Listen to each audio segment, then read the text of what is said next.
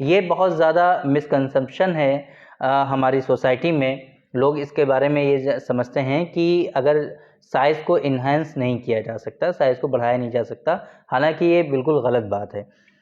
जो चीज़ नेचुरल और नॉर्मल जैसी थी, अगर किसी वजह से कुछ एक्सटर्नली प्रेशर की वजह से और रगड़ की वजह से वहाँ के जो वेन्स हैं, जो वहाँ की नसें होती हैं, उनका सर्कुलेशन जो है कम हो गया, ब्लड जितना उसमें आता था उतना नहीं आता है, वो कंप्रेस हो गई वो।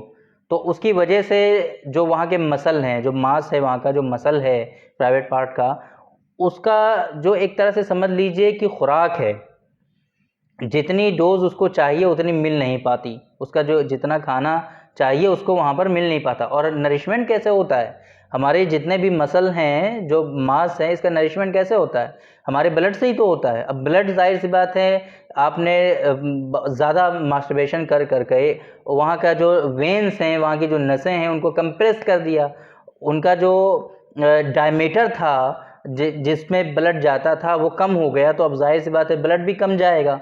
तो जितना नरिशमेंट होना चाहिए था उतना होगा नहीं, जितनी खुराक उनको मिलनी चाहिए थी वो मिलेंगी नहीं, तो इसके नतीजे में वहाँ पे छोटापन होता है। तो जो ये चीज़ है कि अगर उसका नरिशमेंट बढ़ा दिया जाए, जो कंप्रेस हुई हैं उनकी वेन्स वहाँ की, उसको सही कर दिया जाए, ब्लड फिर से वहाँ पर प्रॉपर वे में पूरा जाने लगे, तो फिर ये चीज़ क्यों नहीं सही हो सकती। ये बहुत अच्छा तरीक़ा है समझने का कि इस तरीक़े से आप इसको समझ सकते हैं।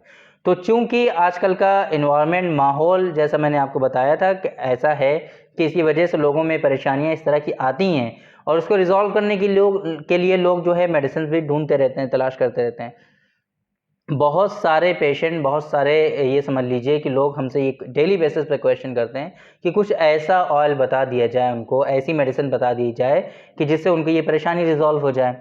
तो ये ख़ास तौर से जो डेवसन फार्मा का एलोरा ऑयल है, इस मकसद के लिए आप इसको यूज़ कर सकते हैं। एक बात तो ये कि जिन लोगों में इरेक्शन होता नहीं है, ईडी का प्रॉब्लम है, इरेक्टाइल डिसफंक्शन है, वो लोग इसको यूज़ करेंगे तो धीरे-धीरे इरेक्शन होने लगेगा। या फिर इरेक्शन होता है लेकिन वो इसको मेंटेन नहीं कर पाते, फ़ौरन ही सबसाइड हो जाता है। तो अगर इसको यूज़ करेंगे, डेली बेसिस पे यूज़ करिए, धीरे-धीरे उसमें इम्प्रूवमेंट आएगा, और फिर जो सबसाइड हो रहा था वो सबसाइड होना बंद हो जाएगा और सेक्सुअल इंटरकोर्स और पेनिट्रेट आप कर पाएँगे। 2 बातें। प्रीमैच्योर इजैकुलेशन बहुत ज़्यादा कॉमन है आजकल, मतलब कि इजैकुलेशन जो है फ़ौरन ही हो जाता है, सीमेन फ़ौरन डिस्चार्ज हो जाता है, वो कंट्रोल नहीं कर पाते। तो ऐसे लोगों में इसके ख़ास बेनिफिट आपको देखने को मिलेंगे।